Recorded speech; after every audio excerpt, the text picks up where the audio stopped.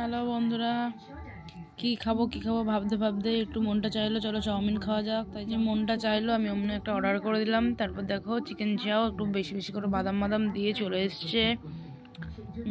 Heavy লাগছে, গরম, যা গন্ধটাও দারুণ। এই যে এখন মুখে নিয়েই দারুণ দারুণ।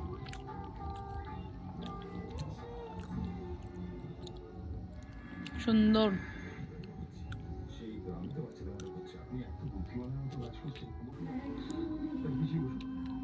যে কত বড় এটা চিকেন চাংস।